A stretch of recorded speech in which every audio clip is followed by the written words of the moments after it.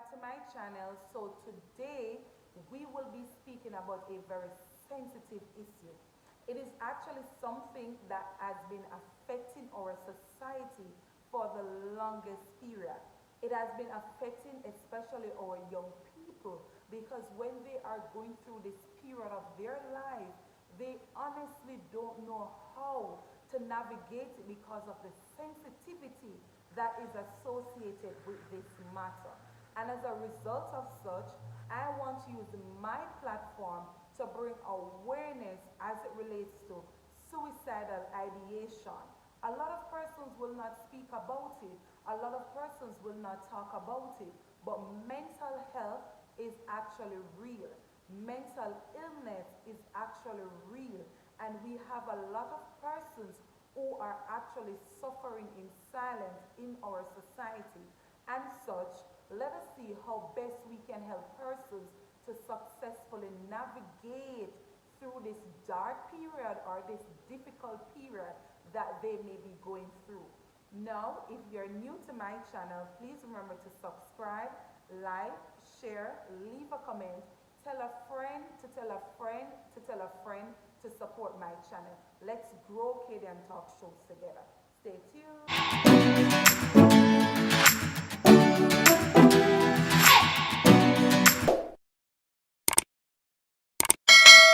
So a lot of persons may ask, what is suicidal ideation?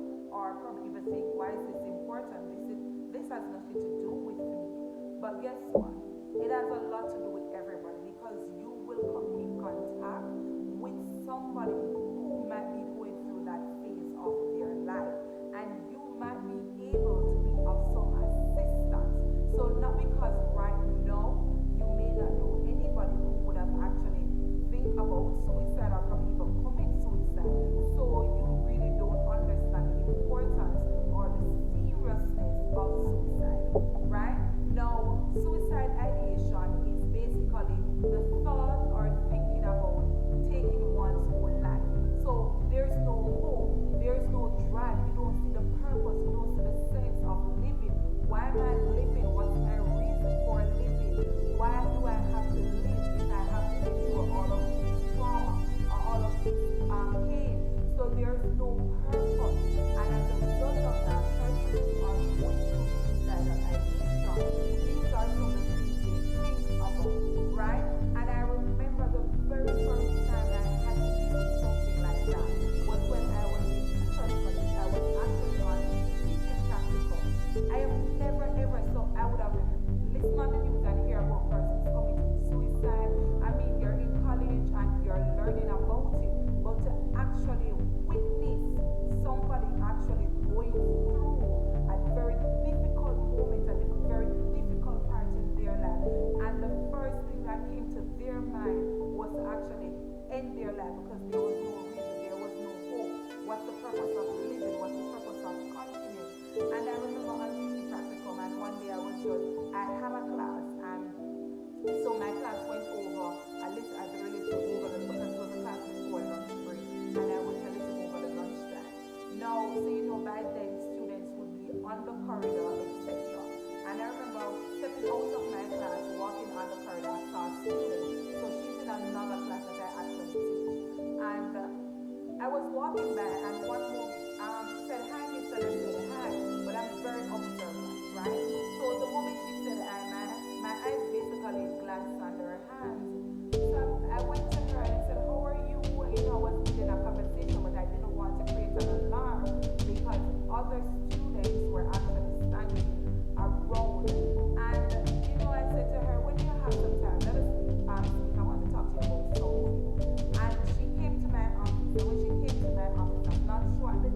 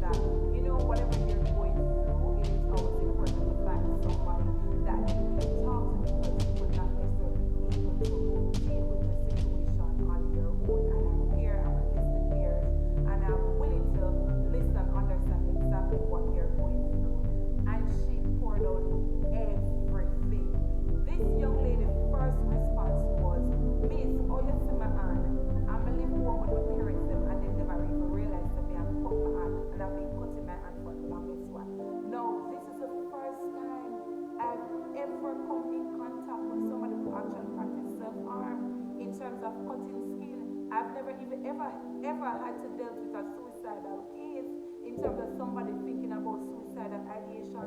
So this was my very first case. So imagine how traumatizing I was. But then I had to maintain my composure. It was very emotional for me that time. You understand? And we were there speaking, and I say this to say, parents, sometimes your child is at home and they are actually hurting, and you are not even aware. You're not observant, because if this child has been cutting herself for the past 2 weeks, and I mean the cuts there are several marks, so it's not like it's just one cut and then you probably might not even realize there were several marks. And I'm sure at home she's not always wearing sweater, just like at school she's not always in sweater to say have the opportunity to be ironing it. And her response was, Miss, my parents and my yard don't see it, but you will see it. And even though she came out that way, it was just alarming for her. And right there, then she realized that somebody actually cares, right? And I was able to work with her and to help her to navigate that phase or that era that she was actually going through. And I say this to say that as parents, you ought to be a little more vigilant as it relates to your child. A lot of times they are hurting. A lot of times they are suffering. And we take for granted because we're saying that, hey, you're a child, what is wrong? What is it you could really be going through? But we also need to understand that they are developing, their hormones will cause a wide range of emotions, right? And as such, sometimes they really don't know how to deal with whatever or what is it that they are going through. Now, on the issue of suicidal ideation, as I said, these persons sometimes want to take their own life. They don't see the purpose of living, and living becomes very bleak, it becomes very dark.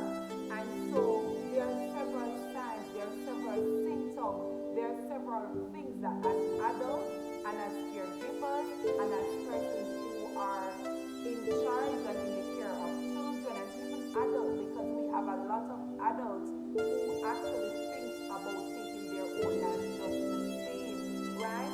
So some of the warning signs are, these persons become very withdrawn. So if you have a child, if you have a sister, if you have a brother, if you have an uncle, if you have a father, if you have a mother, and you realize that this person just out of the blues become very withdrawn, that's a cause for concern. Not saying that persons don't necessarily want some alone time, because alone time is important, and we need that to, reflect and look at our daily life. But we need to pay keen attention. Don't take it for granted. Don't take it for granted when you see persons, things that they used to do, things that they used to love, they are no longer interested in it. That is actually a warning sign. Pay keen attention to the body. As I said, self-harm is real, and a lot of our teenagers, this is a method that they are using. This is a way in which they are crying out for help. They want us, the adults, they want us, the practitioners, to reach out to them to help them, because they necessarily don't want to take their own life, but we cannot take it for granted, right? So we need to check the hands, we need to check the legs, because I remember even at that same institution, there were several young ladies who were actually practicing self-harm. Now, when they realized that Miss Facey was now becoming vigilant, Miss Facey was now observing the hands, these ladies stopped cutting their hands. They started to cut their legs. They started to cut their foot bottom, because even they're crying out for help, but then they want you to reach out to them. And so we have to be very careful, parents, when we see our child probably crying when they want to communicate something. Because as adults, and I have heard a lot of times, even in my guidance classes, even when I'm doing sessions, and students will say their parents really don't listen to them, is that you're always shutting them down. Not saying that sometimes they do the things that would probably annoy you or they don't listen, but as adults, we sometimes think that we know it. We think that, yeah, we have everything Children should not be heard. They only should be seen. They don't necessarily have a voice. And that is what is stifling our generation. That is what is stifling our young people in today's society. So as I said, we have to pay keen attention to some of these warning signs, right? We also need to be a listening ears, right? So when our child has something, when our child is going through something, you should be the very first person that they are comfortable to come and tell. However, we have a lot of persons who do not have that relationship at home, or you honestly don't know how to go about to say, mommy, daddy, grandma, aunt, whatever, I'm going through this. And for the explorer and person who, you're going through this difficult period of your life, you're going through a period where you think nobody actually understands, nobody will actually understand. And I just want to use this platform to remind you today that there is actually somebody who is willing to sit and listen to what you are going through. There is actually somebody who is willing to help you navigate through that difficult period that you might be going through. There's actually hope. You actually have a purpose, right? And you can actually fulfill your purpose, right? But you just have to reach out. You just have to find that one person you can trust. So never, ever, ever say that nobody not going to understand. Yes, even if it's one person, somebody will actually understand what you are going through. It is a real thing. It is a serious thing. It is a very touchy topic that not a lot of persons will talk about. But guess what? A lot of persons are out there suffering in silence, and we will have to do what it takes to help this person or to save this person from actually committing suicide. Because guess what? The reality is, if suicidal ideation actually left untreated, if persons who are suffering don't get the help they need, they will actually commit suicide. Because for them, there is no reason, there is no purpose. Why am I living? You understand? So, persons who are going through, especially my students, if you are going through this difficult period of your life and you feel like giving up, find somebody you can talk to. So it might not be your mother, it might not be a sibling, it might not be your father, but you must can find somebody you can talk to. You can find your guidance counselors, you can find your teachers. There must be somebody that you can trust to share what you are going through, because you actually need help, and help is really out there, but you have to reach out in order for us to reach out back to you to help you. Mark you, we will be able to identify some of these things once we are observing, but then not all the time we will actually know what is it that is going on through your mind. For my parents, please, I'm asking you to be a little bit more vigilant. Yeah? Be a little bit more vigilant. You also need to set that atmosphere at home where your child or your children feel comfortable in coming to you to speak to you about. So because a lot of you honestly don't have that relationship with your child or children, and that is what is affecting our family dynamic in our society today. That is what is affecting our children, because if mommy and daddy, the first thing you say, okay, who did you tell, or have you spoken to mommy or daddy? Miss them the business, them never listen. And just last school term, I was teaching about depression, and talking about depression, and encouraging them to speak about things that actually bothers them, and to find somebody to speak up to. And some of the students said, Miss, mommy not people that listen, them don't care, or it's like I don't have a voice, and we cannot treat them like that. Listen, you will have that guilt to live with, to help us, to help our students, to help anybody, to help our young people, anybody that might be going through this period of their life. Help us to help them to navigate through this dark phase or this dark period of